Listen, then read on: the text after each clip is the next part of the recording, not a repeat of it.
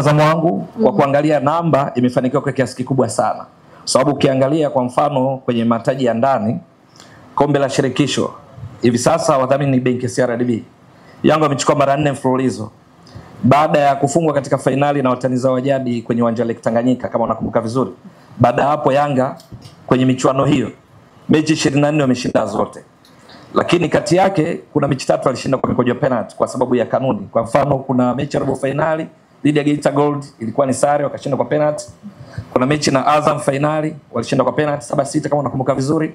Kuna mechi nyingine pia ilikuwa ni Azam Geita. Kuna mechi 3 za penalty. Nyingine zote wameshinda. Alafu mabao 72 wameruhusu mabao 9. Sasa anayejua namba unaweza ukaona hapa ni ukubwa kiasi gani. Lakini kwenye ligi kuu Tanzania bara Yanga wameset standard kwa hii misimu minne kuanzia 2021-22. Standard ambayo unaiona ngumu mno, sio tu kwa timu nyingine, Yanga yenyewe pia, ambayo inaweza ikawa mtihani kwa sababu mashabiki kila mara wanafanya reference, wanafanya rejea kwa kilichofanyika. Hiki kinacho wanapaswa kujihadhari kwa sababu katika misimu minne imeshinda mataji yote. Lakini sio tu inashinda, ukiondoa mechi za msimu huu inafunga mabao mengi. Ishafunga mabao 254. Mechi 120 Yanga imeshinda mechi 100. Ina maana winning percentages ni 83%. Wakati wao kitwaa utawala kwenye ligi kuu back to back mara 4 mfululizo. Watani zao wa jadi Simba kuanzia 2017-18 mpaka 2021. So walichukua mara 4 mfululizo. Pale kulikuwa na mabadiliko. Kulikuwa na msimu mechi 30, kukawa na msimu mechi 38, 34 kwa maana kwamba kutoka timu zilikuwa 16 kama sasa, alafu zikawa timu 20 mechi 38, alafu kukawa na mechi 38, alafu kukawa na timu 18 2021 ambapo tunazungumzia mechi 34. Kwa mechi 140. Simba wakati inafanya vizuri sana pale. Winning ratio ilikuwa ni 73% kwa sababu ilishinda mechi 102 katika mechi 140. Yaani ukijumlisha vizuri hapa 30 38 38 38 utapata hicho ninachokielezea. Alafu kishinda 102 ukikokotoa ndo unapata hizo 73%. Kwa hiyo Yanga ilivyochukua huo utawala back to back mara 4 yenyewe ni 83%. Maki ime raise bar. Lakini sio hilo tu. Katika ligi kuu Tanzania bara toka ianzishwe kutoka kuitwa ligi daraja la kwanza mwaka 1996-97.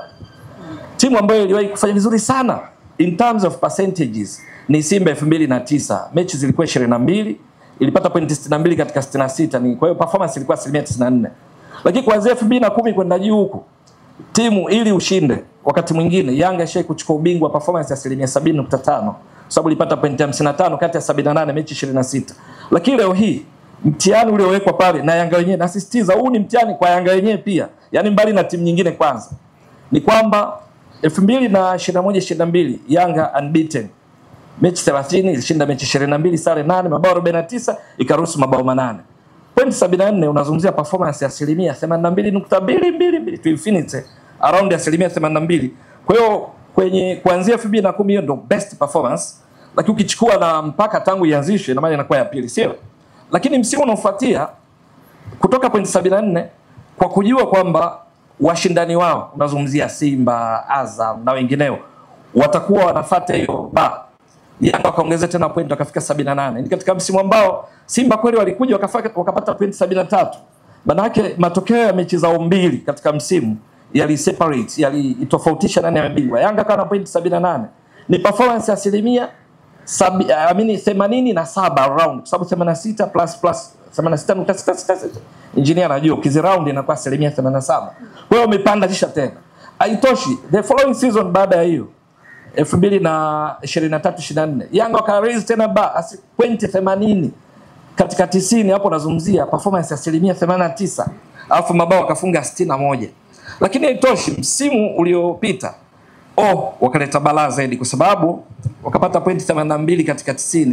Ni performance ya 91. Alafu wakaleta mpya ambayo katika ligi bora 27 barani Afrika. Kwa mujibu wa CAF, ligi bora namba 1 ni Misri. Ligi namba 27 kwa sababu 25 ni Eswatini, unakuta Niger, kuna Burkina Faso. Ligi zote hizi hakuna bingwa huwa anafunga mabao mengi kuliko points. Lakini katika mashirikisho 54 ni kwa sababu gani? Ni hesabu rahisi tu. Ukishinda point 3. Lakini unaweza kushinda moja bila mechi 10 ukapata mabao 10 akiwa na point 30. Kwa hiyo ni nadra sana kuwa na mabao mengi kuliko points. Yanga wamaliza na point 82, performance asilimia 91, lakini mabao 83 katika mechi 30. Maana yake kwa wastani kila mechi kila dakika 32 na sekunde 32 inafunga bao moja, ambayo haishindi tu Afrika nzima. Sasa hapa sio udamisi, sio mughalabu, tunasema sio exaggeration of facts.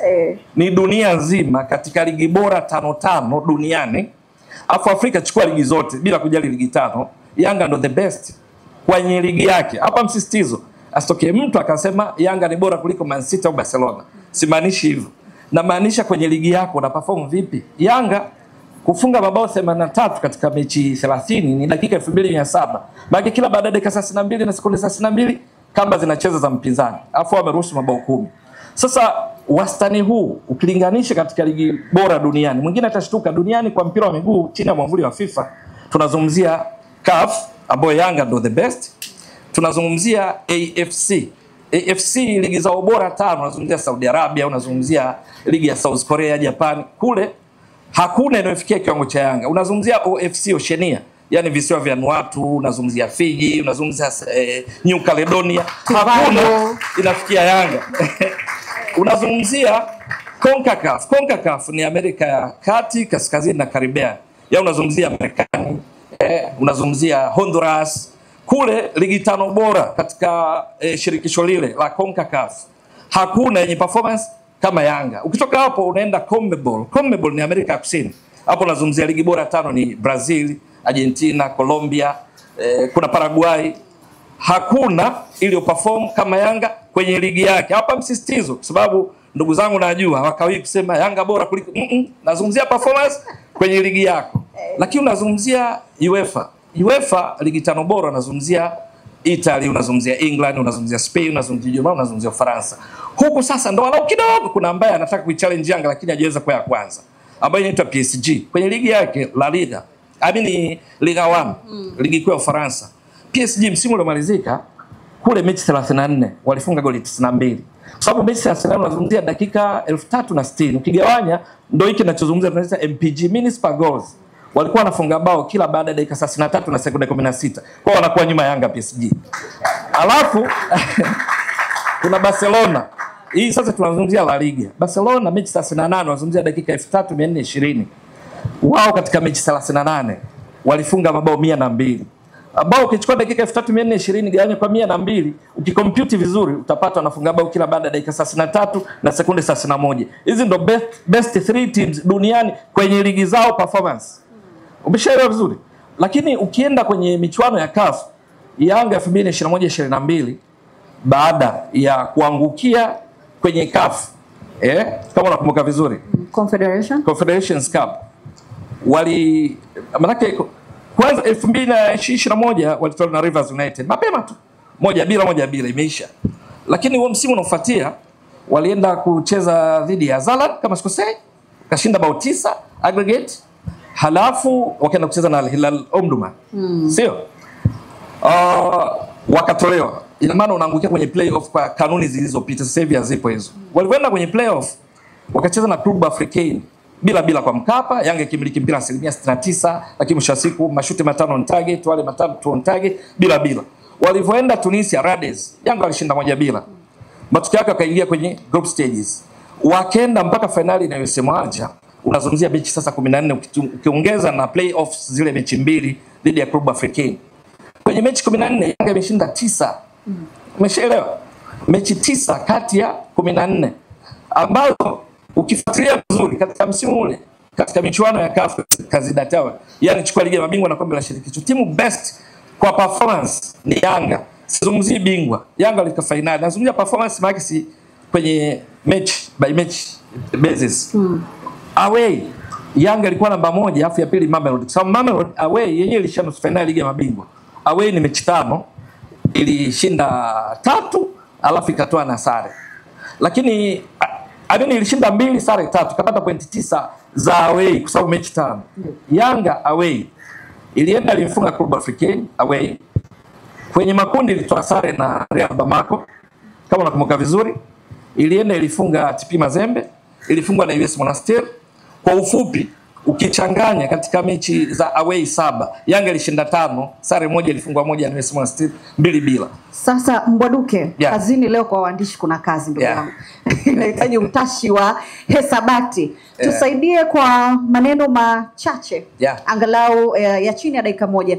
Thamani ya Young Africans imepanda kiasi gani ndani ya uwanja? Imepanda sasa mimi asilimia. Kisema tu rate katika hizo 100%. Nikichukua kwenye ligi kuu Tanzania bara imepanda imefika 87%. Afrika sasa kwa sababu imecheza mechi 44 mchanganyiko, yani ligi ya mabingwa na kombe la shirikisho, alafu imeshinda 25, sare 10, alafu imefungwa mechi 9. Sasa hapo wenzangu watanisaidia hesabu tuweke kwenye kukokotoa.